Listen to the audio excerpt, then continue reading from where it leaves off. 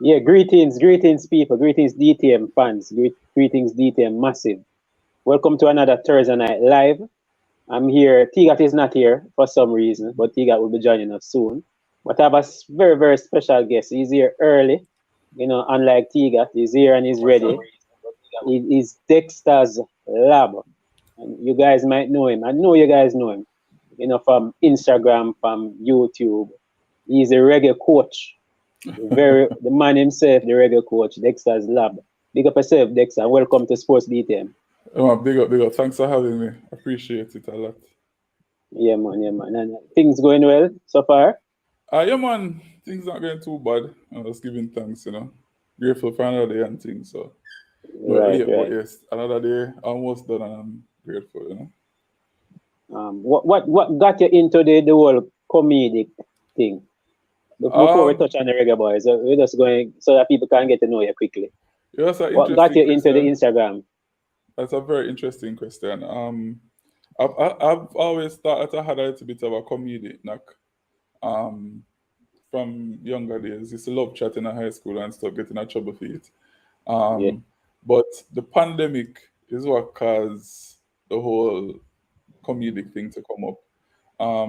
Having nothing to do during the pandemic, the close down and lockdown and everything.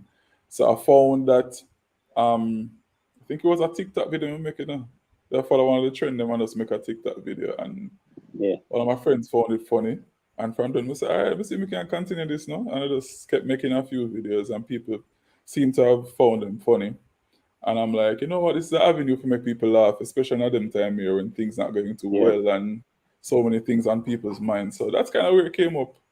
To be frank, and to be very honest, I don't really go a funny person. I don't Yeah. know. I just come up with some ideas and people seem to like them. I'm like, all right, Big up IMAX it in the big house. up my accent. You guys can go over there and follow him. Good youth. Yeah, Thanks for man. the super chat, IMAX. Big up yourself. We have light bill over here too. You always talk about light bill. We have our light bill over here too. So respect for that. But Dexter, Hmm. how you got into this, the reggae coach? Because you've done a lot of skits and a lot of characters. But the one that stand out for us sports fans and football fans, Hmm. was a reggae coach, imitation of Tapper. How that come about? Classic. um, I think that actually came about after the match we played Peru. Our last, what was it, 3 love? And I Mm-hmm. started to pick apart in my head how many things we did wrong on that field. And Perry, you mean the previous, Panama game? the Panama. No, no, no, no. Panama, Panama, correct, correct. Sorry, not Panama, Peru. right, Panama. right. Sorry. Yeah. We played that in the office and we lost 3 love. I started to pick apart the match in my head and I'm like, yo, there's so many things that I could have done better. I'm like, you know what, instead of stress over the match, just I gotta make some joke out of it. So I just sat down one day Mm-hmm. and some ideas came to me and I started to write down some of the things that I think would have been going through his mind. Because we Mm-hmm. saw where, somebody scoring, I wanted to match them, take them off. Take them off. Um, Yeah. like some crazy things that happen. You'd never see the ball touch the ground, ball is in the air from defense to forward. So it's like Mm-hmm. I just caught on to some of those stuff that I saw in the matches, and I just did what I thought were some of the errors and mistakes that they made in the game and stuff. And that's kind of where it came about. I really never had Yeah. any intentions. Matter of fact, if it was a lot of persons were set up I need to leave, right? From a longer time. And I was one who was like, we need a new You were coach. you were Tapper out as well. Not fully. Like I would sometimes take up for him, but there's some stuff that happened in certain matches you're like, nah, something need to Mm-hmm. change. It was too frustrating. So that's kind of where it came from. Just one match it kind of pushed me to do that. Yeah. And basically you were sharing the same sentiments that everybody was sharing. We knew what was going wrong, but Hmm. somehow the coach was not seeing it. We No, saw all the could errors, not. we saw everything going wrong. But Yeah, you just put it nicely in a nice like a package and you just send yeah. it out there. I guess it Um was very relatable because everybody, like mhm. my friends, remember Bridget them, would communicate on social media watching the match and we're like, yo, this has stressed me out. Like, it has stressed me out. So I had to find a way to kind of deal with it. Had to find a way. That was my outlet. Yeah, and so you're a passionate football fan like everybody else, right? I'm a passionate supporter of the Reggae Boys. I Reggae won't say I'm Boys. a passionate football fan. I've actually done Just the an Reggae interview Boys, for. Yeah, I've actually done an interview for. I'm a sports fan, right? big sports fan. I'll watch almost any sport. So, but I can't really follow football as well I want to, because if I do, I'm going to get too engrossed in it, and that take up a lot of my time. I'm somebody who is easily addicted to stuff. So when it Mm-hmm. come on to like sports, if I really get into football like how I think I should or I want to, I'm not gonna have time for Mm-hmm. nothing else. So it would take up a lot of my time. So, but I love football, but I'm a big supporter of the Reggae Boys, Reggae Girls, Jamaica in general. You know. Right. Big up unseen. One last question in this segment. Sure. Will we be seeing Reggae Coach with Paul Hall? We need that. We need that one. We need that one. Somebody actually asked me that question recently. You know, so I don't know, come and I cut my head. You know. No, I'm not Are you gonna ever, be here. are you ever gonna get the accent? Are you ever gonna get Yeah, that English yeah. accent? I think we can get a little British accent. You know, really as hard as I try a little hard, but Yeah. we don't know about. I'm not sure about that one yet. I actually had some ideas for it. Mm-hmm. I'd want the campaign to actually finish first, and then we can say a few Then you things. Because I can actually sort it plan out. to. Some persons are asking, telling me not to kill off Reggae Coach, the original Reggae Coach. So I Yeah, have some but ideas for that. So I'm not gonna kill him off uh, completely. So yeah, we're looking forward to that. The Reggae Boys fans and everybody looking forward to that. I appreciate it. I go and let you do a little skit, but later on, a piece of the tune. All right, cool. When Well I bother done. you too early, but Yeah, but man, that's fine. we're out of the World Cup. Your thoughts and you as a fan and not tapper. This up, I take out the top part. I mean, hold on. Yeah, Yeah. you're Um, out. to, to be completely honest, um, disappointed. Disappointed. I have a thing on my channel called I do a little news roundup, PNN, Potter News Hmm. Network, and basically I do a roundup of like some of the hot topics in the news, and that's one of the things I mentioned on it, that that's disappointed because we had so much potential. I think this is one of the best teams that we've ever put together. Yeah, Um, definitely. yeah, probably never had enough time to gel. I think that's an issue. But we had a solid group, and I think if we had better coaching from the outset, we would have done. We'd have easily qualified. I think probably even second place or something. I'm not pushing it, but I think the caliber of players that we have, if Hmm. we had proper management, proper coaching initially, would have done wonders. Because you can see the potential on the field, but it's just that you'd have wished that we had like a manager, a coach that could have gotten out a bit more out of the players in a short period. But yeah, man, very disappointed. From Gold Cup, Yep. disappointed. From Gold Cup, So, everybody there say, "Yo, Gold Cup, I so come out good true. way." You know, very Right. So true. disappointed. Very, very disappointed. So as a coach, tactically, where you think we got it wrong?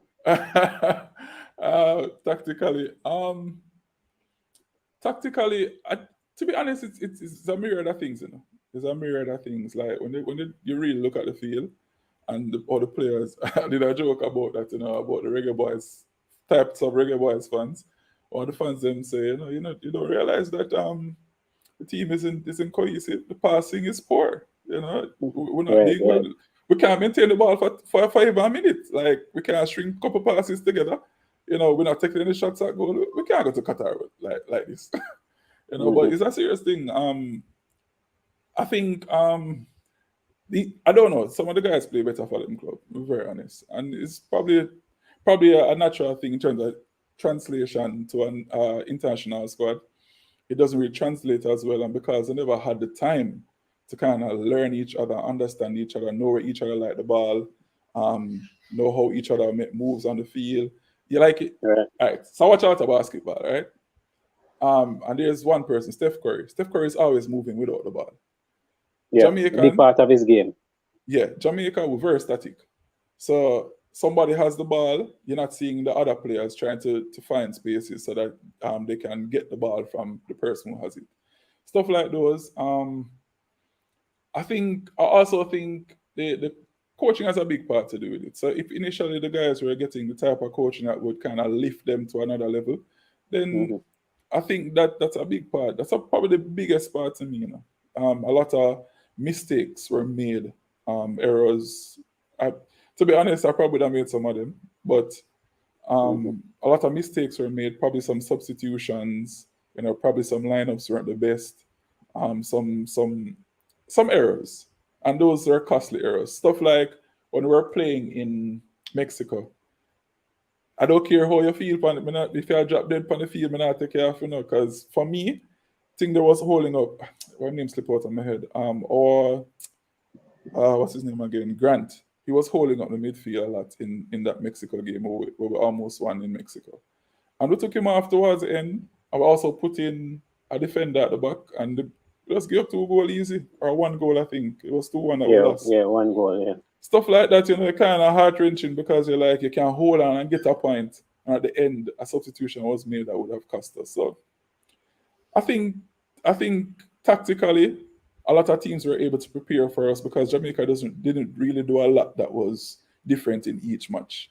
So like a team could sit down and see what we're going to do before we actually do it.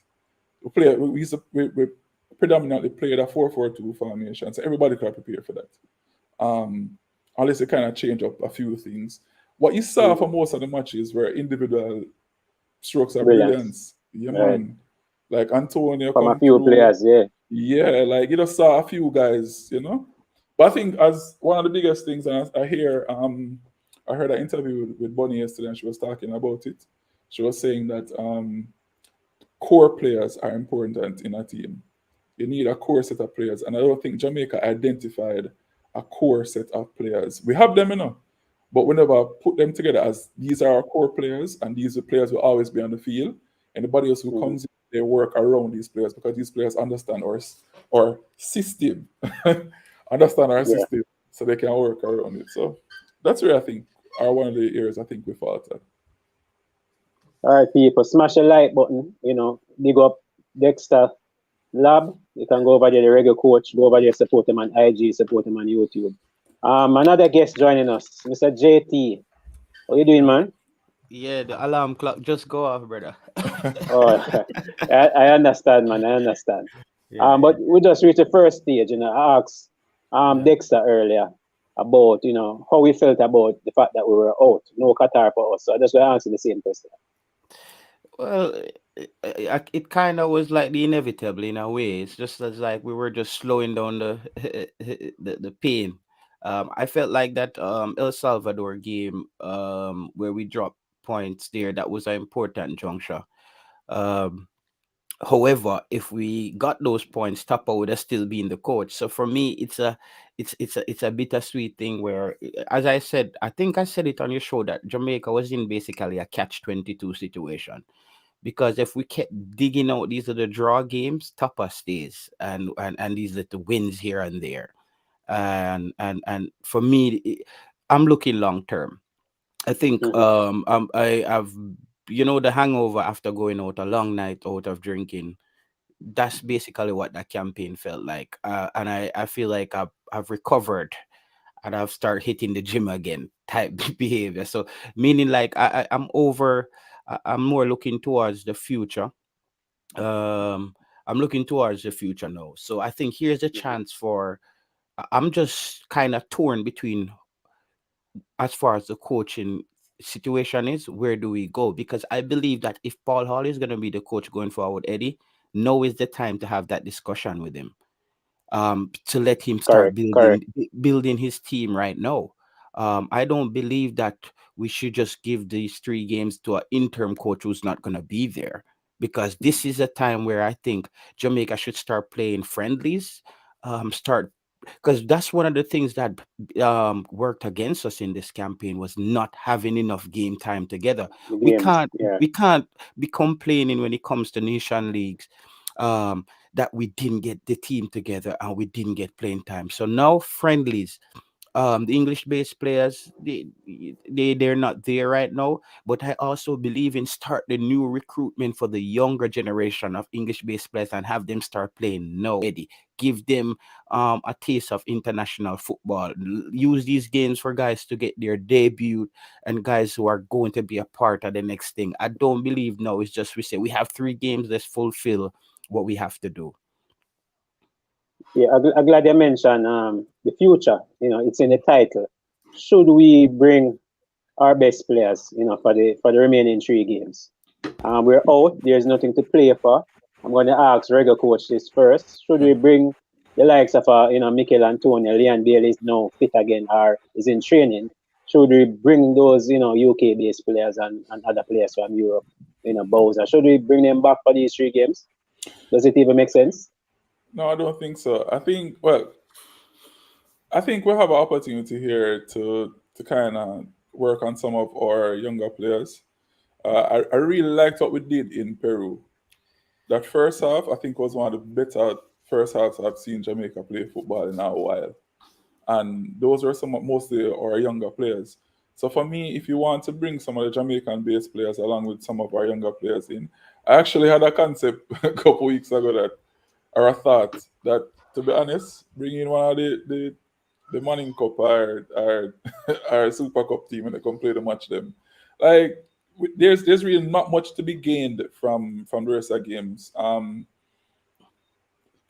Especially with the fact that we may not have the opportunity to go and watch the games. Allow the younger players to get in and have an opportunity to represent the country. I'm gonna hit back on that little point there, Dexter's lab, because that's what I don't want it to. We don't want it to end up like that. We don't want it to end up where Manning Cup players out there, as we know that Jamaica has a problem with young players making that transition. A lot of those Manning Cup players not gonna transition. A lot of them, the statistics is we can find the statistics. A lot of Jamaican players don't make that next step. No, for me, I believe this is important, these games, for the right players to make their debut. These are the guys these are the teams we're gonna be playing against in the future. This is a Canada team that's built for the future. Give guys opportunity who's gonna be playing in the future against Canada. Who's gonna be El Salvador is a young team on the Give rise them a as well. try. Yeah, Give no, them a this is try against these teams.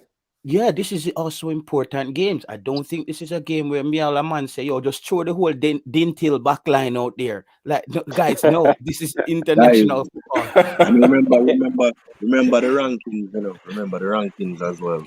Yeah, welcome, Kima. Remember the rankings. Exactly, Kim. There's still much to play for here, guys.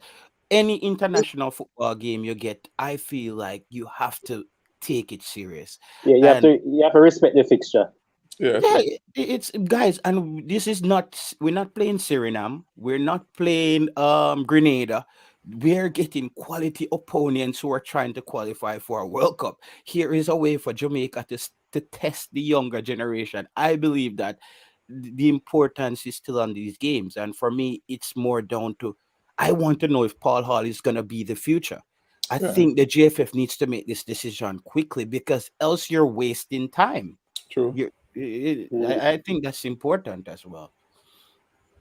And the fact that 2026 World Cup, Canada and Mexico and USA will be hosting it. All the other teams in CONCACAF are in the play that will be even in the playoff will consider themselves having a chance to qualify. So they're going to go for their strongest team ever. They're not watching whether if it's from per se Suriname. They're gonna say that Suriname is affiliated with Netherlands, so they're gonna go in Netherlands and look on the best rejects for Netherlands from Netherlands to represent them. So we have to get past those things where we're thinking about the quota system, because it's all about the quota system. Whenever you hear them, they're saying that there would be too many English players. What they can do going forward is that building a younger team. So Paula would be in England. So Paula would be looking for some 16 to 25-year-olds playing in England, and try to convince them as much with the likes of who they can look upon and inspire them. like the likes of Mikel Right. Antonio, the Bobby Reed and those persons, and try to get and look at 16 to 25-year-olds out here and try to nurture these talents and put them in a system and let them play, because you realize that what we try to do is get the guys like the likes of a Pinnox and so on, and try to let them fit in with the players we have here. And the guys don't know each other that well. You understand? And really and truly, it's these last games that you start to see people coming together. And really and truly, it's not even that. It's just the formation that let them look the way they look in the last game. Persons actually playing in the position that they're used to. Mm-hmm. You understand? So Eddie Guna, that 3-5 at that bench. let Yeah, me go ahead. just piggyback on something Kimo said Yeah, about go ahead, go ahead. the quota system. And here I will defend I'm not defending the quota system. I will defend the social construct of Jamaicans and how the mindset works. No, if the English players, base players, which we need, if we bring them in early, Jamaicans will feel more comfortable. I think the problem is this: when the local team build up a certain buzz up to a point, and then you hear Jamaicans say, no, all of the Englishmen them come a World Cup time. So I think we need to learn from the mistakes and start bringing in all the young English players that we need from now. I think this is what's happening all the time in Aguna is the late start bringing in the English-based players waiting till the last final minute to Yeah, make man, that you decision. hit the nail on the head, JT. Yeah. And But that will also that boils eliminate, down. hold on, Kimo, I'm saying that will totally eliminate this whole talk of being committed. Because we would have seen these players come to play the nation leagues and the friendly Yeah. games. So that would be an issue, the But commitment some argument. of these guys have said that they're willing to return. So Yeah. if they get a call, they're willing to come back. So it's not a matter that and they've actually, you see, they post it on the social media. They're willing to play for the team. They've developed such a unison and camaraderie in the Right. squad so far that they want to come back. And we know Jamaican, we have a vibe. So once you make a team like that, you're gonna want to come back because of the vibe, right? Yeah, man, the So vibes. I think if we can get these guys playing with the team over a sustained period, then and bringing I'm big on developing our local players, to be very honest. I don't think we have a system now that can do it properly, and I don't think in a 4 years we can develop it to a place where we can push out a whole heap of players. But if we can identify a few players that we think can fit in and do our good work, then I don't see why we can't start working on these players from now. I think Jay Taylor said the right thing. We start working on the players and now get them into the side, get them involved, get them acclimated with all of the bigger teams. It's a good time for kind of play Canada, especially. Teams that you know are going to make the World Cup.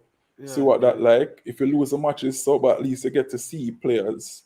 That's what I appreciated about the Peru outing. It really showed guys that Potential, have the future. potential. Yeah, man, it Because we highlighted don't what we had. we don't want that chaos And I when think there is with competition time. We don't want that chaos where and I we're think the trying Chiefs to should find improve these on. players. I think the Chiefs. You kind of choppy, Kimo. Internet. Thank you. Yeah, I was saying the thing I want the JFF to do. You're not hearing me? Yeah, we're hearing you a little bit better. Go ahead. You're not hearing me? We're hearing you a little bit better. Yes, I said I think the thing that the JFF should improve on is the administrative part of it, and whosoever is scouting these potential Reggae Boys player over in the UK in getting these guys documents sorted out in time. We don't want in the next round we have to be sorting out person documents within the World Cup qualifications, because we're supposed to already see the talent that we need and the addition that we need with players. We're supposed to have a couple of players that these are the players that is going to assist in us qualifying for the World Cup. Because maybe what if we had a Demari game? Maybe that one player would actually made a difference. You understand?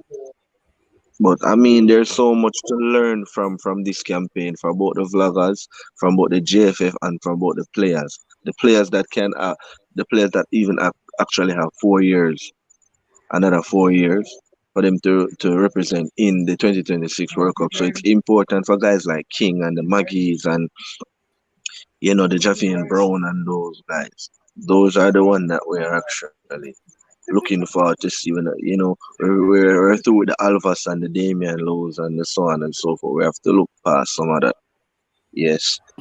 So I think and we then really, technically, I think we really dropped the ball this qualifying period though. We really dropped the ball big time. But Dexter's, I don't think this sounds weird because a lot of YouTube fans probably thought that I'm pivoting away from my stance. I don't think the JFF is the fault for us not qualifying. I believe at the You end have of to the take some day of the blame though. they, You have to they take some have of the to blame. they have to take some of the blame, but I believe that football is played on the pitch. Yeah, I, but I, it's also, you have to remember, there's a big part of it. All right, when I mean for switch sport, but look at cricket. We see that the West Indies has very bad administration presently, right? And that affects the team because they pick the wrong players. no, no, no. But West yeah, Indies. talent is important when you do on the field. But whenever administration that is not, all right. For instance, the Margaret is supposed to come in on the team. I try to get him stuff together. All of a sudden, you hear to the documents them already. Like stuff like those. Don't bother put it in our brains that the possibility is there. If you know that you're not doing the legwork to get it done. Our administration has let us down a lot of times, and it has been like this for a long time. And this is why our football has not gotten to the place where it should be, because they have not invested in developing our players. What we do is, which we've done for years, is just pick. We find players who are good. Okay, you good? Pick. We pick some apple and some of them ripe, some of them green, some of them spoil. So when I bring them into the team, now all them apple they come together, and it not work. It may work and it may not work. I think we had a good crop, but I don't think our administration did enough initially to ensure that this crop was together early and Right. playing together. And as you mentioned earlier, being able to have some friendly matches and stuff. I know sometimes it's not just the administration alone that should be blamed for that, because it's very difficult, I know, to get friendly matches. I don't think Dexter. That's the thing. All right. I speaking just as I said, I spoke to someone around the GFF, and one of the things they said that YouTubers have some misinformation on is that the GFF could just the speed course a passport. Like just put a passport on this. When you're talking about embassies and international channels, those things are not sports, guys. People have to understand that that's national security. A whole country's security is on the line here. Things can be breached. You don't just hand out documents. So he's saying, my idea was that going forward, the JFF needs to have some kind of conversation with the security bodies or the body in charge, the immigration body, and let them know that there are going to be potential situation where we need players passport to go through in a more express way, a bit faster going forward, because But I think that JT, was but JT, if we reach out to these players earlier, it don't matter if it's quick or not. Remember, we're Exactly. trying to avoid the last minute, This rushing. But Eddie, we need it now. We need it now. But If Eddie, we do this earlier, if it takes 6 weeks, 5 weeks, it don't matter because we're doing it early. no, You get what I Eddie, mean? here what you're leaving out of this. You're leaving out the side of where a lot of these English-based players as well still harbors hope of playing for England. So you're always gonna have last-minute decisions. You're Well, always gonna have that guy who's waiting till his season is not going well, and he then decides to go for they will Jamaica. leave him. The ship leave him. Exactly, that's how I see it as well. The That's how I fans see them it. not gonna let you leave Them him. not The gonna- But enough YouTube fans don't play football, I stop what I said. And football don't play for social media. well, fans don't play football. If the fans them want somebody in the team, we can't get them. And them don't want to come. Them just don't you want to know come. that Dexter. I believe in the early start, but however, there's gonna be that player that just pops up with Jamaican parents. Because if it's a special player, if it's a special player, you'd want to try. we're going to take them. We're going to take them. Yeah. So, All right, lads, we're going to close off this first topic. I just want to get the thoughts of the person, the final thoughts. Should we get a mixed team for the remaining 3 World Cup qualifiers, or you want a young team, just core local based player? Which one? So one word from Dexter, one word. Just tell me mix or local. Mix. So all right, Dexter said mix. JT?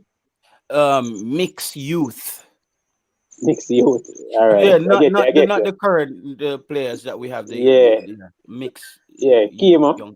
Yeah, like Mixed youth for me because there are players, youth players in the UK and yeah.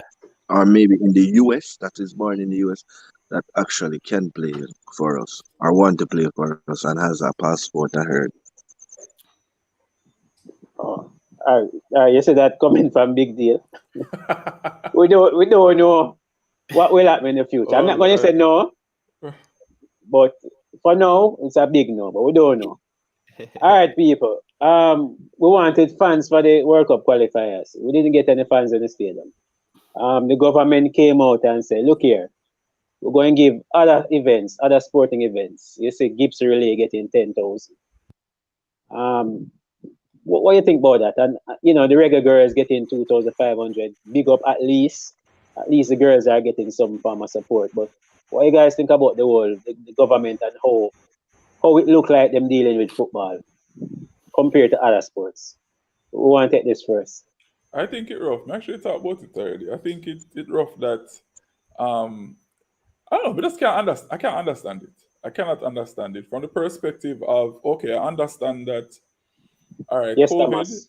Everybody understand this. We're still in the middle of a pandemic. COVID is still very much there and prevalent. And for other reasons, Jamaica is most Jamaicans are not taking the vaccine, etc. Right? We understand those reasons, cool.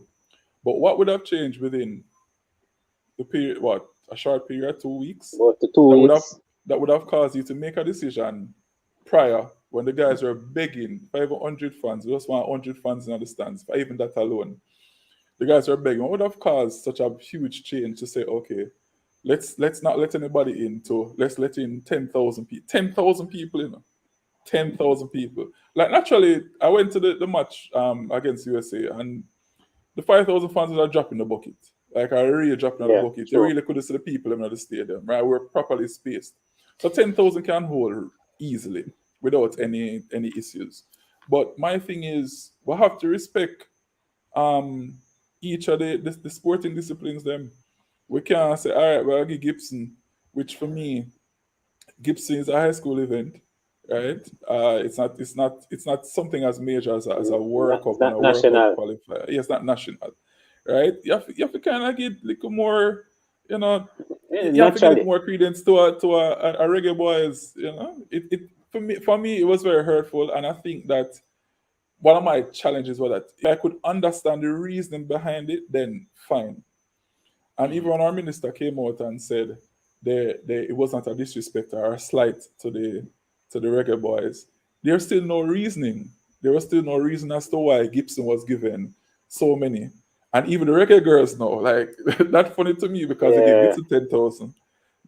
Probably when I get 10,000 fans to go watch the Reggae Girls but play. At least put it out there. Let the option be there for persons to say, I'm going to go watch the Reggae Girls and support them. It to me, it doesn't look good. And you can't blame somebody for saying they don't like football or they don't support Jamaican football. You cannot blame somebody who says that. Yeah, but because all the signs are just leaning it's there. towards It's one way. obvious. One way. It's very obvious. Kimo?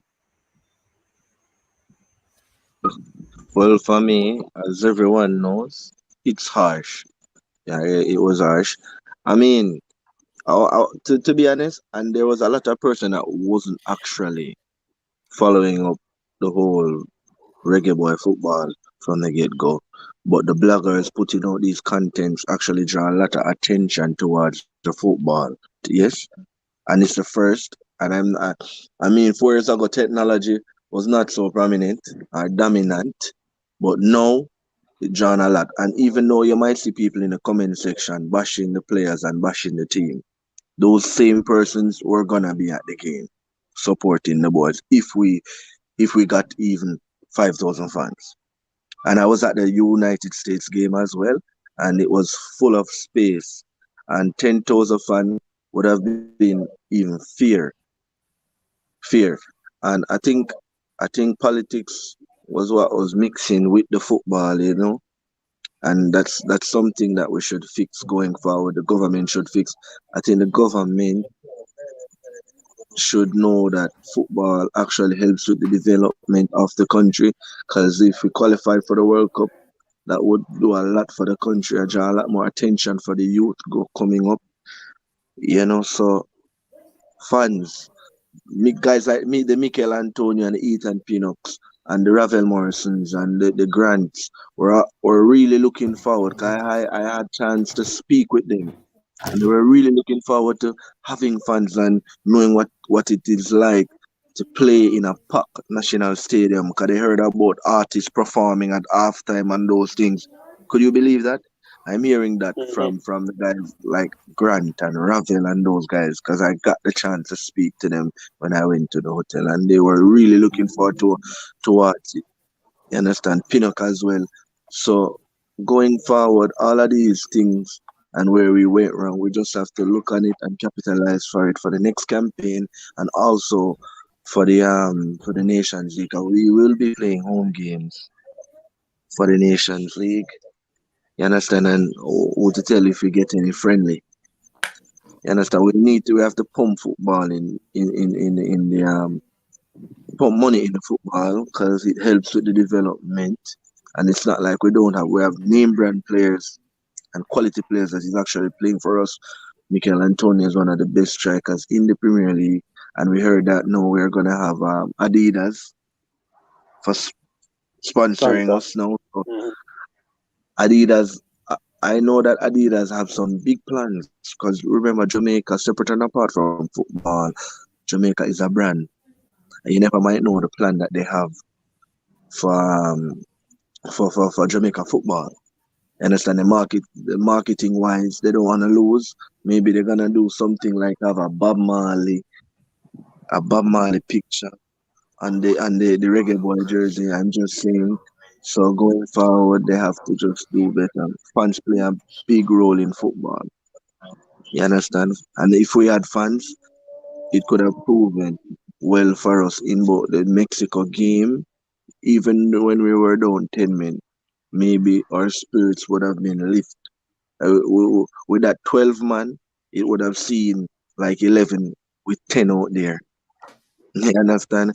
So if they want to improve Jamaican football to improve, and I realize a lot, qualifying for the World Cup now is not just on the field, it's off the field as well. Because when I watch that Canada and USA game, everyone was playing their part. The fans was playing their part. The ball boy, everyone, and it's sad to see that there was matches at the stadium and the Prime Minister wasn't there showing their support. And if you watch other games at other countries, you'll see other Prime Minister. But it's just one of those things. But we have to improve. Hopefully, it's not like that. We just have to hope for the best for the football. And we as panelists, you guys as bloggers, we have to continue pushing out the contents and applying the pressure, because whether or not when you watch these things, don't think that people isn't watching these videos and learning from it, regardless of you putting out the work and we putting out these contents. Even the same person from the JFF, people from all over the world, agents will be watching. You can imagine you have maybe 10,000 subscribers now. If you continue putting in the work, you never might tell what other opportunities might come from this for the next campaign. Come on, people smash the like button. T-Gat, welcome. But before I get to T-Gat, I'll get JT's response. I always say, Eddie Guna, is one thing I always say is there's this people would like to see the world a certain way, but there's the actual world that we live in and how it works. And I'm always being realistic. Governments, first off, the Jamaican government didn't have a strategy when it came to the whole COVID situation. It was more a follow the crowd and see what hold other on, people JT. do. Do I need to put in a disclaimer? All right, let me just do it. Yeah, this is just my opinion. The views expressed by JTL are not necessarily those of DTM. Yeah, I think I know where you might be going in. I think I know where you might be going. All right, continue. So what I'm saying is when there was no strategy there, it's more a follow the crowd. Okay, US does this, England do this. No, we can't do this. If you look at the 1st of February, Denmark reopened the country 100%. No vaccine passes, nothing. The problem, what Jamaican government got wrong was getting vaccinated was supposed to be, you were supposed to be rewarded with certain activities where you have a few perks over people that wasn't vaccinated, and then that would create more incentives for people to want to get vaccinated. So for me, I was saying that they didn't really have a long-term plan, or they didn't really know what they wanted to achieve with the whole vaccination thing.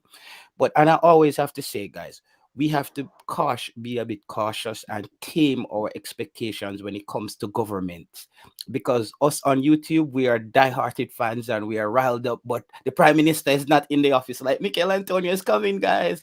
No, he's thinking about GDP, he's thinking about the revenue, he's thinking about the tourism sector, he's not thinking about it. So I think sometimes we expect the same exuberant or the same vigor from the government when it pertains to Jamaican football. And I think we can't do that because we are true fans. The prime minister might not even be a football fan. He might probably like netball. Who knows? He probably I watch Reggae Girls or something, you know what I mean? So we have to understand the dynamics when it comes to government. And a lot of people who are in government, those are the people who stayed in school a lot. They don't do sports. Sports is like a waste time. Like, kick football and run up and down while they must study book. So you have to always take into consideration the social construct of how governments think, sports, and they don't see Jamaican football as something that is benefiting them. They're probably saying, when are the last time them boy they qualify for World Cup? Stand on the yard, man. We don't say nobody in the stadium. The thing that, just a quick thing on what Kimo touched on with the Adidas deal, I think Adidas is now becoming a little copycat because they see where the whole Bob Marley thing is trending with the jerseys. I think is it PSG? Another club came out with Ajax, but another club came out recently. Another club? Yeah, another club came out recently I'm not aware of that. With the Bob Marley series. So I think that somebody has a feedback in the back. Tigat, what are you doing, man? Who's that, Tigat? Yeah, so another thing is Adidas being on board is one thing, but if we don't have a creative individual in the GFF as far as marketing is concerned to kind of give a sense of direction of what we want to go, it can't just be another logo on the jersey. So I think this is where I think the promotional side of the GFF is where we really, and the marketing really need to restructure. Put the brand more in front of the fans, make jerseys available, things of that nature. So as far as the administration part, yes, logistics as well is one thing that they can adjust. But however, I don't think it's a big I don't think the GFF was the fault for this failed campaign. Tigat, you ready? Tigat, are you ready? Yeah, man, I'm here. Are you hearing me? Yeah, man. Track and field. We said Dwight Spence is Jamaica's best sport. Track and field, it looks to be number one, getting 10,000 fans in the stadium for a high school event. The Reggae Girls getting 2.5. Thoughts on that?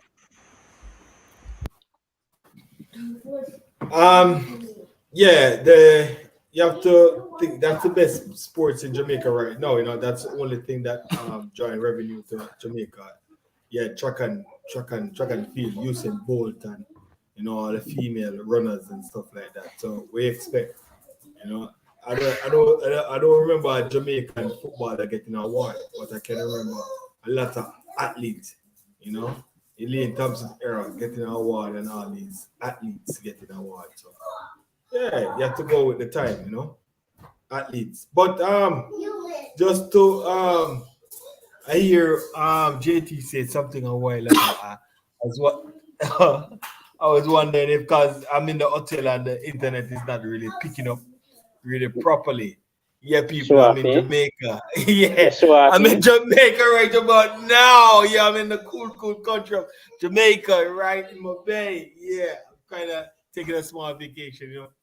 Yeah, trying to clear my mind. But JT, you said something very interesting a while ago about the government and all these things, you know. But beg to differ. You said JFF is not to be blamed. Yeah, that was the last thing you said. JFF is not to be blamed for the failed World Cup campaign. If JFF is not to be blamed, who then you put the blame on? You understand? Who does where do you lay the blame? If you're not going to blame JFF, who you blame? And they're the head buck and bottle wash. And them are the to head, be you know. T-Gut, I think one of the big things that happened to us in the campaign, we never got the right 11 on the pitch at the same time ever. So but whose fault is that? That was the coach's. That was the coach's fault. No man. Coach at JFF, you know. The coach is JFF, you know. Yeah, but I look at them as hold on. Apart from that, who have who set up the pool of players? JFF set up the pool of players, you know, brother. Yeah, but we still could have got better result. T-Got, we still could have got better result with the pool of players. No, man, can't get the better result. That JFF was disenjoined from the beginning of the campaign. You understand? From the beginning of the campaign. Before the first ball kick. You understand? JFF start some stuff where we should not even go. Then the coach at ball say he need masseuse, he need this and he need that. All of them something should have been in place before the camp, before anything start, before they even start think about World Cup qualification. No, but T-Got, you have to understand how even Jamaica, some businesses are just getting cameras, and most places around the world, every business supposed to have a camera. You know that Jamaica this is what we hold on, this is not first. Hold on, JT. This is not first time Jamaica qualify. I go play the World Cup qualification, you know.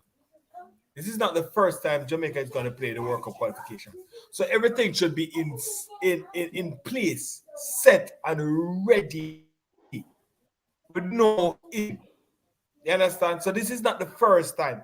If them say the coach wasn't performing from the before the World Cup, the Gold Cup, the coach should have gone. They should have fired the coach long time. Don't wait till in at the middle of the campaign to fire the coach. So you can't blame the coach when they reach in the middle of the campaign. But T-Got, you have to be they're honest. The one that see. No, they're not being honest. They are the one that see the result. And if it's not going the direction, they're planning the way to go. Before the World Cup campaign starts, they get rid of the coach. And then say the coach now put the best 11 on the field. And if the coach, and every game the coach I play, he might pick 5. That means the coach now have a steady mind. So them try and get rid of the coach before the World Cup campaign starts. Don't wait until the middle of the campaign. And you say, oh, the coach not getting it right, and then you fire the coach and try to put in another coach. No, man, you can't do that. You understand? You can't do that. So you can't say JFF is not to be blamed. And them are the end. I can interject for a second. Go ahead, Dexter. I think not just for the Reggae Boys alone, but you see how the treatment of the Reggae Girls go as well. So when you look at administration, you really have to wonder what's happening at the JFF, because a lot of things. I look at very simple things, you know. I see a ball run up on the field. Everybody else have something on them back. I think a name and him now on pan theme back. Little administrative stuff. The jerseys literally probably is what. The last couple of matches, you hear some jersey reaching at the island where you can actually buy.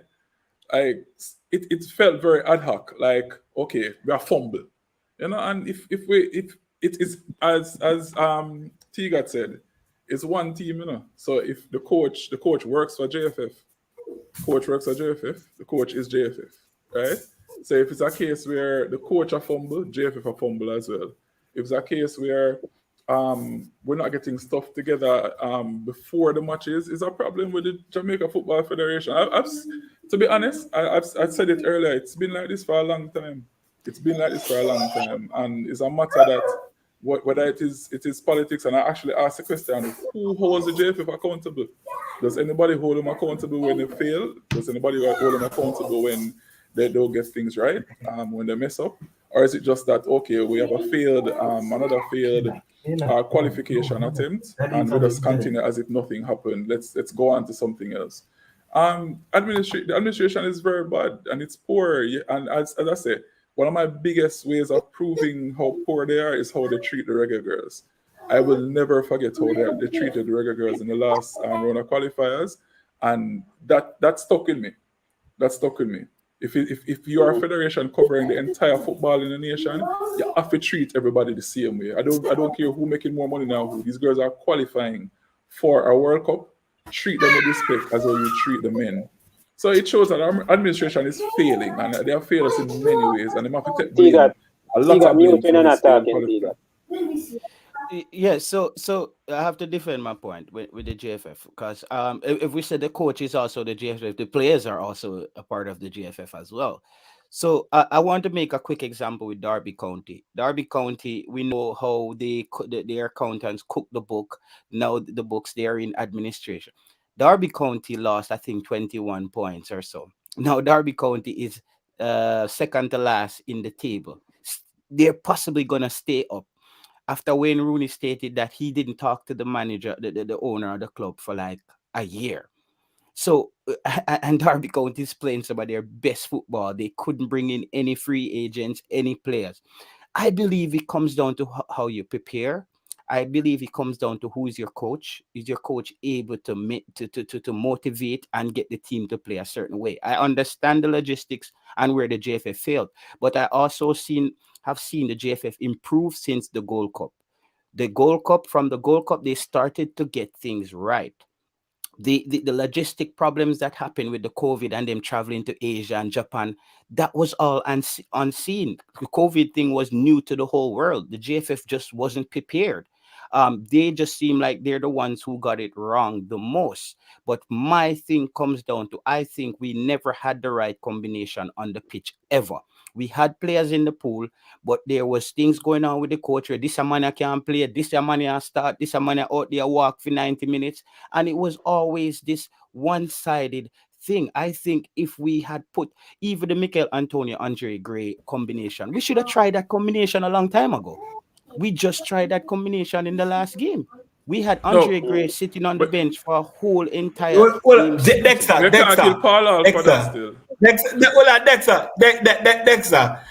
me a stab at that before you go. Give me a stab at that before you go. JT. Yeah. You're saying that did you know that this JFF is the one that messed up the chemistry of the Reggae Boys with a player negotiation when they tell them say they have over 14 players to interject in the team, while top of they have a team ready and reaching the final and semi-final in the Gold Cup and winning matches and breaking records and putting Jamaica over in the near 50 of the world, ranked 50. Did you know that? And then when the negotiation come, everything went down the hill. You remember the party shop argument? You remember that? That is when everything started to fumble. And JFF started to drop the ball. When they start to interject all these plays and they say, oh, if it's the best 11, put in the best 11. And one player said, I said, you're going to mess up the chemistry of the team. And if you mess up the chemistry of the team, we're not going to qualify. And they said to the player, shut up, go and play football. T-Gat, you're missing one point. You're missing one little trick. You remember that? But T-Gat, you're missing one little trick though. The team that Tapa have, those guys weren't good enough either. What was you're the missing trick? That? They weren't good enough. I don't think you understand. No, you cannot. No, you know why we cannot say that. You know why we cannot say that? That wasn't the team playing for the World Cup qualification. The team that Tapa had before, that was a team reaching the Gold Cup semi-final, beating USA and beating teams in the region and playing good football. beating the USC team and You the Mexico understand? City. That was a team. That was what? Come on. What was that? They were Come beating below par Mexico and USA team. When they beat Mexico, no, it doesn't matter ABC, a Mexico it's spelled. You understand? We never tell them to feel a B team or an A team. You understand? No, come on, a Mexico it's spelled and the ranking and the rank and hold on, JT, the ranking went up. So if this team was playing the World Cup qualification and they not get beaten, then we could say, yeah, the coach have some players who are never good. But if you disrupt the team, if you disrupt the chemistry of the team, interjecting 11 players that has not played for Jamaica. Now let's stop at Tiga. To be fair, we didn't have any players at all. Remember all of the players them strike?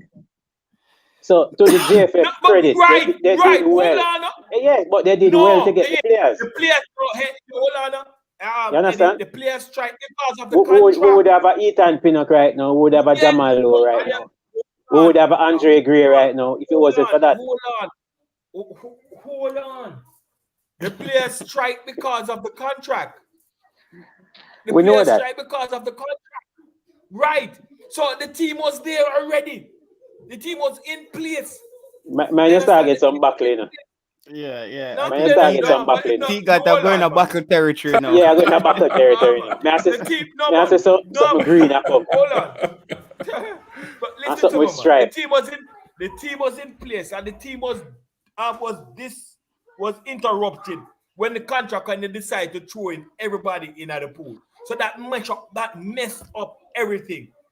That messed up everything. But to be honest though, that team still wouldn't be good enough. You know that. It still wouldn't be good enough. That was a team that was a team that Jamaica ranked 50. That was a team that went to the final against Grenada and a lot of those players pass them best, Just look at that squad. And you will see some of the names. Hold on. We can't beat Grenada and all these smart team and rich 50. So you talk about Giles Barnes. Where are these ballers now? Barnes and these ballers. No, Tigat, you can. It's who you play in the FIFA window, and we were playing him, Grenada, and those teams. You play who's in front of you. We cannot beat. Hold on. We cannot JT. We cannot beat Grenada, team that are lower than us, and get top rank in reaching at the 50. Yes, you can. You can. If you play enough games, if you play enough games, because of the region that we're in, they're in our region. Remember, they're considered CONCACAF. You have to understand. Tiga, look at the quality friendlies that you cannot play. It doesn't really matter. You cannot. If you play, JT, if you play a lower team in the FIFA ranking, even if you beat them 10 times, your ranking now go move from which part of them, because the team's already below you. You have to beat a team that is higher than you for let a team. So tell me, Tiga, who you get points regardless. You get points regardless. Regardless. What you talk about, Tiga? Who was the quality opponents we played in the last 2 years in friendly? You get more points when you beat a team that is higher than you. You get more points. But you get points regardless. All right, I'm going to take up some of these buckles, right? We'll take up some of the buckles them right now. So we have a little halftime special for you guys. We have the Reggae Coach in the house. So we just asking them for a little piece of the song, them fire me. Just a little piece, a little 15 seconds, 10 seconds. What you know? Smash the like button, people. Smash the like button. I'm ready for that. I'm so going to. Let's start again. Read them up. All right. Them fire me. Still can't believe so that them fire me. Give me a basket for carry water when them hire me. Now the basket it leak out. Them fire me. Big up Captain in inspire me. Give me a basket for carry water when them hire me. Yo, Aka, hear me now. Baddest midfielder for walk across the land. 98 World Cup, big them 2 against Japan. Legendary status, now them can't understand. Man a goat, can me related to Ram. Now man a coach and them think we are joke. Could pay me the cheddar, but me still take the post. Mask for me chin could have never touch me nose. Me not smile, so not give me no joke. Them fire me. Them fire me. Still can't believe so that them fire me. Give me basket for carry water when them I am here. All right. Yeah, man. So there you have it, guys. A halftime show. Dexter's Lab. Go and support him on IG, support him on YouTube as well, you know. Good comedian doing his thing, you know. Local, you know, Jamaican born. You get me, I say? Respect. Big up yourself. Moving on now. Boza. You see Boza hitting the ground, running, so to speak. You know, his first official friendly. Coming off the bench, getting a goal. You know, everybody happy to see that, you know. He wasn't able to make the qualifiers, the previous qualifiers. What you guys think about, you know, thoughts on his first goal for Sparta, and also if you think he should be in the team for the remaining 3 games. So I want to take this first, because I want to remind T-Gat, because I watch about the show that I was on with T-Gat. T-Gat, you remember when me tell you said Damian Lowe was a walking red card? you remember? You jinx it, you know. You jinx it, Taylor. You jinx it. We just want to remind T-Gat that statement that we tell him, say Damian Lowe was a walking red card, but T-Gat gone. Yeah, as I said also on the previous show that Shamar Nichols is at an important juncture of his career where he's in a tough league, but it's also a higher level of competition. He seemed to hit the ground running. I think he had a brace the other day as well. So the good thing that I see here happening with Shamar is when he starts to play Europa League, he's going to play against better opponents. If he goes out in the same form, I could see him making the move to potentially Everton and Newcastle, or even Bayern Munich. I just believe that if he hits the ground running properly, because Shamar Nichols is also a unique type of striker, you know. Those Adebayors, those big kind of strikers. Arsenal is kind of looking for that kind of striker right now. Aston Villa needs that kind of striker right now. They need that big striker who's a goal poacher, who's gonna be in front of goals, get those rebounds, battle for headers. And Shamar is still at a pretty unique age. Why Shamar should always be in the team is when you look at the Peru game. If you had a striker like a Shamar Nichols, that game would have been a little bit more interesting, because we had some really great build-ups in the first half, but we just didn't have that quality up front. And that's where I'm saying now is the time. We should build from the Peru game. I also came out, Eddie Guna, you've probably been in a lot of the chats where I told them that Richard King was the best defender Jamaica produced in the last 10 years. And everybody said, Jay Taylor, you're mad. You can't watch one game and say that. You saw the comments after the last still, game. 2 games. Yeah, but 2 games though. No, really, listen, JT, come on. Eddie Guna, sometimes a scout takes 10 minutes to see you. May I tell you, sometimes a scout can come, Eddie, and watch you playing in a game and say, your touch on the football, your positioning, how you track back, how you do different things. Right. You can that's be right, and about a scout cannot say, okay, this is it, you're the best. Yeah. I think why over I said 10 years, over 10 years, right. in 5 minutes, 2 games, no man. Why I said he's the best is because Jamaica always seem to produce these sporadic. And big up King, you know, big up King. Not a knock on King, but you know. Yeah. I think it's a little bit too early, JT. No man, remember I said JT. My thing on YouTube is, you know, going in depth into football, I'm able to make predictions beforehand. A lot of people wait till it actually happens, then they jump on the on the bandwagon. I haven't been proven wrong yet. I know the same people I saw jump back in the comments after the Costa Rica game and say, "Yo, Richard King, I'm the hardest." Guys, what I love from Richard King in that game was, for one, composure on the football. Passing the football out of the back. Jamaica don't produce those kind of defenders. Yeah, true. Jamaica produce defenders that are sporadic, just run down the link and panicky and do this jiggy type of behavior. When I saw that young man in his first game, he made Damian Lowe look like he's understudy, and Damian Lowe is playing higher level football. So I'm thinking, if this young man is 20 years old, the sky is the limit. You know, this is even how the stock market works, is projected, is what you project based on time, where the company is. in the baby stage and how much they have to build. And I'm saying one of the things that Richard King does very well, look at this in the Costa Rica game. He committed about 4 or 5 fouls within 15 minutes, but they were all soft fouls. You know why? He gets very close to the defenders, so he doesn't have to run in hard to make a rash tackle. He didn't get a yellow card. So the problem with when you have like a Damian Lowe is he plays very deep and he has to run in and make up all this ground. And by the time he gets there, he either gets the player. Look how every tackle Richard King makes, he's on the defender. That's what the big teams request from the defender. Stay on the player, stay close to the player, jockey, get your positioning right. He even made Javane Brown look so much better in that first half because he was cleaning up everything for Javane Brown. Look in the game before that, Javane Brown looked all over the place. And you know, one of the big things that we missed about this qualifier, Jamaica didn't have a true leader. Because when Javane Brown was having that terrible game, this is where you have a leader in the team walk over and say, young man, it's okay. Calm down. You're going to get it right. Just get your head steady. I didn't see one player walk over to Javane Brown. That young man was just over there struggling, trying to figure it out himself.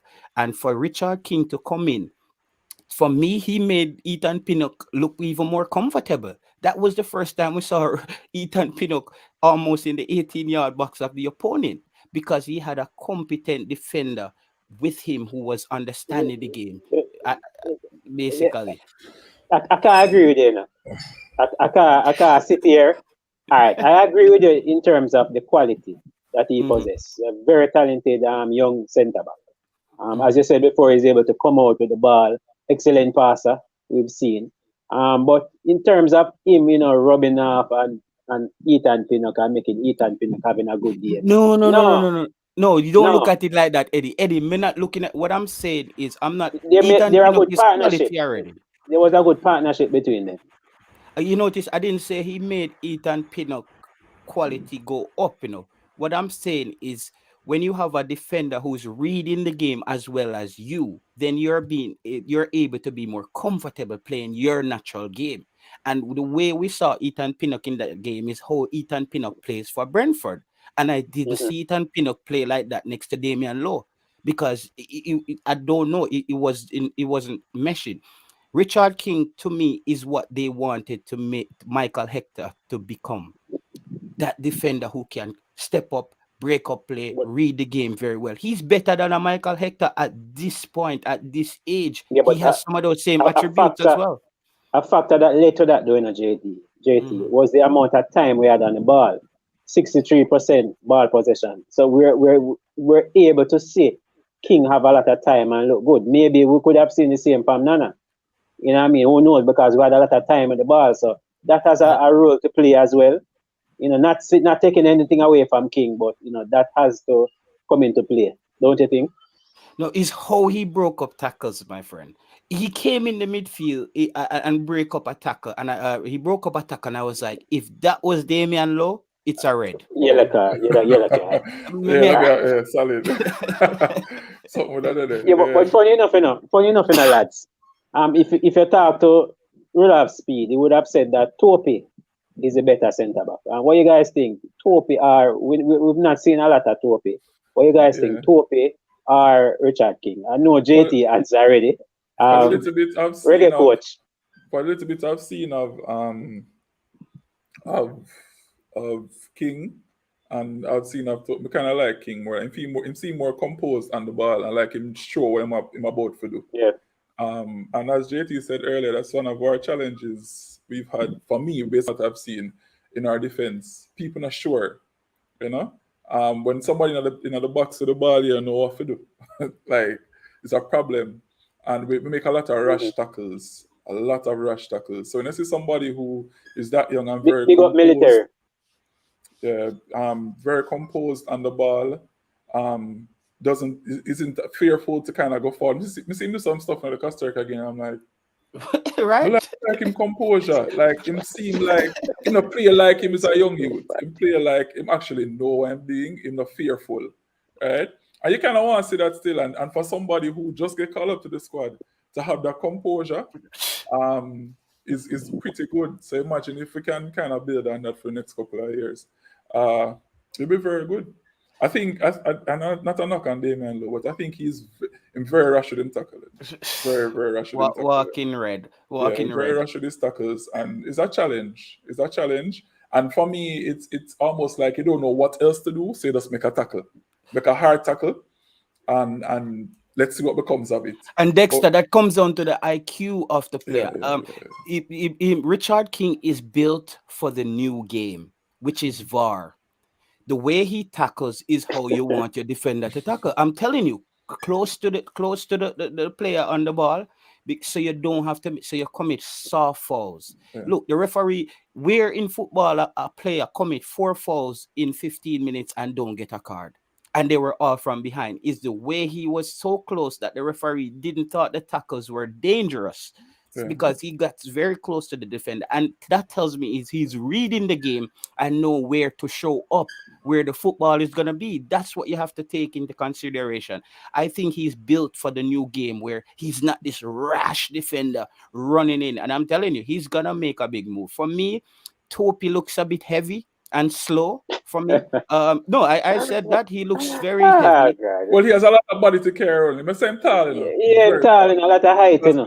Ethan move a little sluggish as well sometimes when he go in for tackles. You have to understand it's a whole heap of length to move. Right? So, but he's still heavy. He look a little bit better to me on ball than him still, to be honest. But look at this again. Shamar Nichols, I said that Shamar Nichols will look heavy in the last games he played for Jamaica. Watching him looking at him at Spartak right now, he looks like the Shamar Nichols that came on in that game against United States, a hungry player, fit, and scored that brilliant goal. So that tells me that Shamar Nichols, I don't know if it was the injury when he got hit with the face thing, he just came into Jamaican team looking a bit heavy. Looking at the film now, Shamar Nichols look like he's back in top shape right now. He looks lighter on the football. He looks dominant. Players, listen, I always say this, Eddie Guna. One of the most important seasons in a player's career is the off season.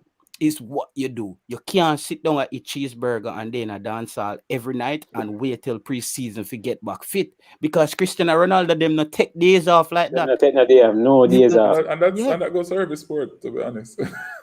Every single sport, you keep your body in tip-top shape all the season. The people that might kill Topi. So are we saying that there's no room for Topi? King all the way. I think Warren Webster made a good point that King suits Paul Hall's style of play and system. But you can develop other players into the style. And develop Topi. Yeah, I think he's only played under Paul Hall just 1 game so far. The one that he played in Peru. Like you have to, if he's about developing players, then you carry him into your system and you say, okay, this is how I'd like you to play. Probably it's going to be a little bit more difficult to bring him around to that system, but I don't think you should knock a player and say, I'm done for. I think one of the challenges is that as Jamaicans, we have a thing where we rubbish people easily. Like someone that play good in a one match, make a couple mistakes, when the ball is not good enough, you just go one side. But then come back, we're very wishy-washy, and come back on next match and then go on with something and you say, you say you feel that squad in, enough to leave the squad in. Good ball, you know. We do the same with Javane. Javane play, make a couple mistakes and I want to match them. You're not good enough. Enough to come back. Yeah, play good against man. USA. Yo, that youth have been in that squad long time, you know. Look how good them playing. We kind of wishy-washy, right? But the thing about it is, I don't think we can just rubbish a player because he doesn't seem to be playing well in a couple of games. Give them a little more time. If you're trying to develop our players, we have to develop them. If you realize, no, it now work. Somebody said Topi fat, but that have to do with just getting the player to a particular place where them fitness and stuff is good. I think one of my challenges with Shamar with Jamaica was that before I can play out of position. Like me can't have my goal poacher run up and down all over the place. On the wing. All over the place. I try to get the ball. To me, that don't make no sense. He's not gonna score no goal. So because that's not how he plays generally at team clubs as far as me see. But I really love what's happening with him in Russia right now though. Getting on the score sheet in a couple of games all of the day. Him look good. look really good, and I'm very happy for him. And he looks fit. Yes, very fit. It actually look like him physique look very, you know, slim down and look chiseled. Yeah, man. He looks more lean. Yeah, and lean. that's how you want to see your player. players. Another player that I would want to see out of the Cavaliers is Kyle Ming. Watching Kyle Ming seems to always be around the football. And guys, this is what you want. Players who are always around the football, that tells me one thing about them. They are reading the game very well. So they're anticipating the pass and they know where to be. And that minimizes the players gonna make rash tackles. And these are the kind of defenders you need if you're gonna play in a Paul Hall system where it's high press, ball position. You can't have a defender coming in for half of the 18 with this big wild tackle or a big wild or a big wild kick, brother. That don't work. You need it's almost like me when we used to play like a football. Like I tell my friend, if anybody come near the box, I get kicked down. You know, that's my strategy. It's either you go down or get the ball. One of them. I think that's probably some of them strategy. Take out the player. You guys agree with this comment? No, listen. We don't want to hear anything. We don't want to hear anything about Darren Mattox being in Jamaica. You see them thing at Eddie Guna. No, this sometimes me for one day for Darren Mattox them right them thing. I don't have a comment about that one. Are them family members? I say no comment. I don't have a comment about that one. Because I think the side on the field is the side on the field. Let's work with it. The ball of them good. I like the ball of them, but ball of them good. No. You see, as a player, Dexter, you should take it on yourself and say, listen, for me to get back a call up, I need to get back to my best. And a lot of our players are not honest with themselves. You think Darren Mattox is playing competitive football right now to get back in Jamaica's team? People need to understand this. International football, you don't start getting better on the international circuit. It's how good you're playing at your club. And then you come into the national program and we know that we have a competent enough player ready to go. You think Darren Mattox is ready to go right now? Darren Mattox is not playing competitive football, and when he is playing, he's ready to go. Yeah. Yeah. So these are the things. If we keep doing this, we're gonna go backwards again. You hear, I got 2 years from now, a man say, I feel say Haka feel in the dog. When Haka did in there, we don't lose nothing. And the thing is, they don't know that it's actually killing their chances. Because when you come out and talk and about the squad and them stuff, it don't look good for you to get into another squad. Football is also politics, Politics is a lot in it. So when somebody starts to talk like that against your team, like first of all, as a player in that squad, me know why you're in the squad. Because what it says to me is that you're not about the family. If you're gonna talk about me on social media, that means when you come to the squad, you have a bad energy already. Me not gonna happy being around you. So when you come on social media and you laugh and you say things about the squad, the same thing that you're trying to get into, it does not come off good for anybody. When I see Darren Mattox interview them, I just make yes and turn off it like quickly because I don't want to hear anything he has to say. Because you know what? He's a sore loser. You know the term? He's been a sore loser. Mate, Definitely. You weren't playing football. You were a high draft pick at Vancouver Whitecaps. Your career plummeted. You started going down. You don't get rewarded. Your teacher don't give you 100 for just show up at school, brother. You have to pass the test. And we can't have players like Darren Mattox them come on YouTube and chat off their mouth and then the whole of the fans them say him in the team based on what he did. If we're gonna do that, then everybody if you come back in a team based on what they did, you have to. Football is what have you done for me lately? What have Darren Mattox done for football lately or himself? Players need to be honest to themselves and say, listen, I know I'm a quality player. Let me work on myself, work on my fitness, get back to the best of where I need to be, get in a top club. Darren Mattox started off in the MLS. You're at the USL now, mate. Try to get in a top club and make some noise. Actually, I go down. Yeah, and drop in level. I think one of the challenges is that Jamaicans, we want to see a baller play. So if somebody have a baller with them like from a long time, they want to see them ball up on the field. But sometimes we have to just be realistic and know that the footballer is probably not in the best. He's not his best to be able to be in the team. You just have to be honest sometimes. If the baller is not doing or playing his best, then He's not getting on the team. And the way him come out attack, Dexter, him just put the nail in a film cafe, you know. Him now play back to Jamaica again, you know, because you see. And he kind of starts to, because to be honest, I rated him when him there playing on the side because him always have an eye for goal, always want to score a goal, right? Yeah. Probably execution wasn't always the best, and probably attitude wasn't always the best, but him always want to score. And for me, if you had all the attributes that would have sold somebody and you being in the team, you're in that team. You're not in the team. You know, that team. We have young players like Kahim Paris and those guys chopping away at getting opportunity. So you're going to skip those guys and bring in Darren Mattox guy in did score for Jamaica one time. That's not football. The game has changed. No, the level of coaching he has been getting the past few years. Is it top-notch coaching? Where has he been playing? He played a USL season, like maybe a half a season. Did he score? Did he get any so guys? We have to.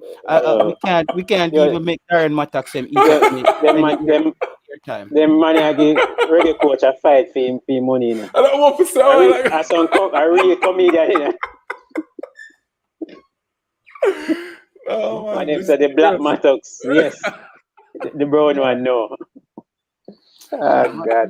Them to focus on them game, man, and get up, because if we're gonna bring back everybody, make we bring back Pepe Goodis to them. Then we can't bring back. And we saw one thing. Where's Brown? Where's we saw something, Eddie Guna, that when Haka was in the team, you can see that the pace of the game changed, and you can see that he was lacking. You can see, because bro, when you're out of football for a year or two, you know, football is not sitting there waiting for you, you know. Man, you target it back. Yeah, so you can see Mattox coming in right now, running around like a madman. We don't want that right now, brother. We want composed football players, the young Kahim Parises who are playing week in and week out. The young kid from JC Zimenez has a bomb off a free kick. He needs to be in the setup soon, because he has a lot of time to get where we need him to get to. That's what we should be looking to the future, bro. Christopher Pearson, Pearson. We're not gonna look back, and this is what you guys and as YouTubers have to do to Eddie Guna. We can't entertain this kind of stuff. We can't give Mattox them any more airtime, because they actually feel like doing an interview on YouTube. You're supposed to be back in the team. That not gonna work. We have to call them out and say, yo, brother, just watch it on TV. Watch it on TV. Travis, I think he's in the USL now. Travis is asking where he's playing now. Yeah, man, the ballers need to, we love them and respect them, but at certain time, you know, it's time to go. You know, you have to just pack up the boots and, you know, it's over. I think one of the things is just how we kind of end the relationship with some of these footballers. Like, we don't end it on a good note. As in, when I say end, I mean when you're not going to be using somebody who used to be a regular in your team. Like a testimonial. You need to close off that. Don't even do it to make you feel like, say, all right, Bernardo good, I can still come back in the squad. Allow it to be a relationship that ends in a good way. But for the most part, when a man leave the squad, he feel like saying in the squad. So when him leave, him hold a grudge. It's almost like, yo, trouble. I don't necessarily like that. I don't really like that. No, the thing is this, Dexter. It's like a man, we used to play for Jamaica, and him there Paul the road at Jamaica. That man I say, yo, national, you know, say if you nice side, dog. And him take that in him head, same thing nice side. No, bro. Then every man on the road where we see and say, national, you know, say if you're inside, you're in the side. You have to have parameters where we judge players and have a certain requirement from players. Paul Hall is even going off players who are playing and needs to be in the team. That's why I'm saying, no, Eddie Guna, we have to look to the future. Yeah. You see, I mean, as we can hear, we say Black Future Month. You see me, that the history, we can't keep dwelling. I know if you don't know your past, you don't know where you're going, but no, we also have to have an eye for the future, and the future is not Darren Mattox. So I think we have exhausted that one. Yeah. Sorry, Darren. People smash the like button. Smash up the like button, people. We have a World Cup qualifier next Thursday. You know? The Reggae Girls are in action. We're going to close out with this. We know we have to touch on the Reggae Girls. Seeking to qualify for back-to-back World Cups. They face off against Bermuda next Thursday. Thoughts on the game and what you think will happen and the result, Reggae Coach. Actually, I want to go to match still. We'll see how that go. But okay, people, hold on. 3,000. The cost for the tickets are 3,000. People, 2,500 fans will be allowed. So it's next Thursday. Go ahead. I think I saw the to be honest, I don't know the girls as much as I know the guys, right? But I saw the lineup and thing, and I think there's also potential and there's also hunger there, and those are for me are very important. I was listening to Bonnie, was it yesterday, during an interview, and just based on what she sound, them hungry for go back, and she like them just don't want to go and as a vacation, they want to go and compete, right? So I think that hunger which is there and having a lot of our core players in the team is going to be very helpful for this campaign. For that game, you happy with the squad? Before you continue, happy with the squad? There are a few names I saw that was being thrown around that never made it, but I think it's a competent squad. I think it's a good squad. I'm all right with it. At the end of the day, it's about the hunger and also cohesiveness of the players. Same thing with the Reggae boys. If you put the players in together, give them time to be able to play together and develop. And I think they have a core. That's one of the things about the girls. I think they have a core. And the good thing is that they kind of understand how each other play. And some of them look on good form right now, playing in good clubs. So I think them can really go on with that thing in this qualifier. I expect them to get back to the World Cup. Like, I definitely expect them to get back. That's my thought. Yeah. So definitely 3 points next week. Yeah, man, that's what I see. That anything less than that for me is a disappointment, Yeah. They will run through the early phases. But I'm on the side of caution because Vin Blaine gives a good interview. That's great. But you got to remember this. This is not Vin Blaine's team. This is not Vin Blaine's team. And it's a good point. And I'm hearing a little bit of the old whistles. Where I'm not sure. The verdict is still out on Vin Blaine for me. I know what happened with the last coach and etc. But we have to understand this is the opposite of what happened to the Reggae boys, where Jamaica lost a coach not based on being competent. It was based on certain things surrounding behavior.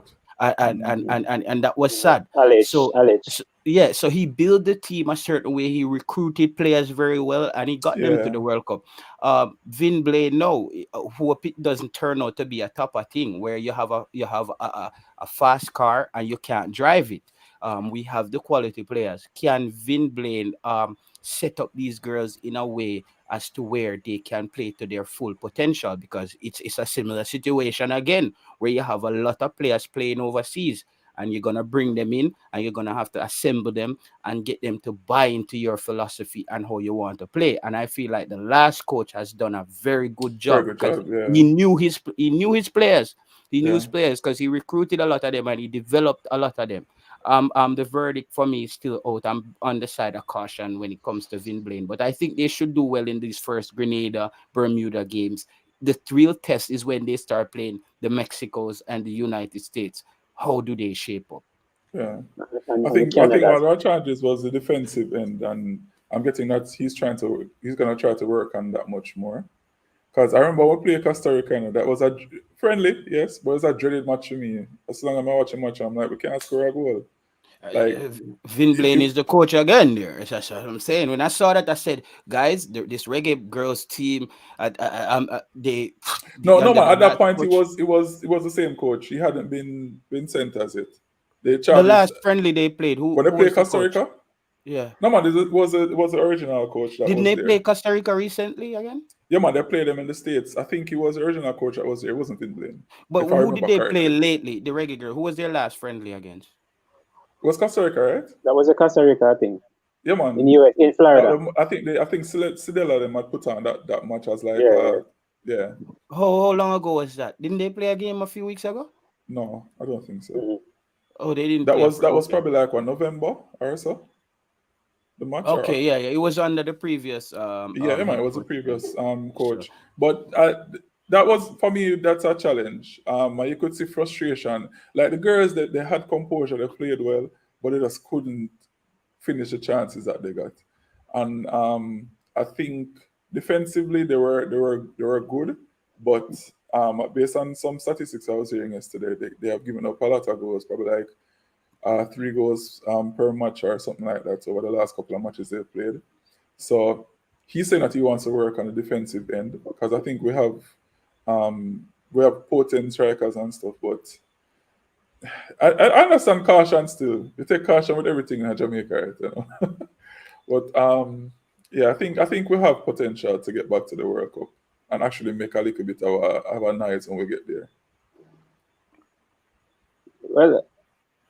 Well, I'll have to say, I'm not showing any caution, full speed ahead, for me. I think the Reggae Girls have the quality, they have the experience, they have the chemistry. Most importantly, it's not like the Reggae boys that just put together. Yeah. These girls have been playing for years now and are good friends on and off the field. So big up Tiffany as usual. Big up Tiffany Cameron. And I think they'll do well. The team coming together nicely. They've added a few pieces over the last year with Busby, adding a few nice pieces from England. So I think we're in good. We look good going forward. This stage is a preliminary, so I think we should have any problem beating these teams. But the real trouble will be when we reach the other knockout stages. It will be a little bit more difficult, but so it'll be good. But again, if you can get this, if you can get the fans, the stadium for cheer and the people, them, it can really do a great thing for them. I think we're missing that big time for our sports. If we don't have the fans in the stands, like difficult. It's very difficult. They're gonna need that support. Yeah, somebody asked me a message. It's like somebody says, does female footballers have kids? I don't know. I don't know how to answer. One of what's her name again? One name is currently pregnant, Okay. I heard it today. Yeah, and I heard it today from Simon. Child recently. I never thought of that. I was like, do they actually? When do they actually have kids? But hey, that's not important, guys. Don't message that crap. We don't want to worry about kids right now. We got Yeah. So we want to wish the Reggae Girls all the best, on their journey to, I think, Australia and New Zealand. That's where the World Cup will be held. So all the best, from DTM and from all the football fans, from local and abroad. And we're coming to an end of the show, an hour and a half. I think we've done well. I want to thank Dexter's Lab for joining us, the Reggae Coach. You guys check him out on IG, check him out on YouTube. Big up Tiga for passing through as well. And as usual, Jay Taylor adding a lot of spice to the program. Good friends of DTM. He's always welcome here. JT, big up yourself. Big up yourself, Eddie. Yeah, man, thanks for joining once again. And to all the fans, to all the viewers in the chat, you guys could be anywhere right now, but you're with DTM. So, like the stream before you leave, please. And hit that subscribe button if you're not subscribed as yet. This has been another episode of Sports Down the Middle.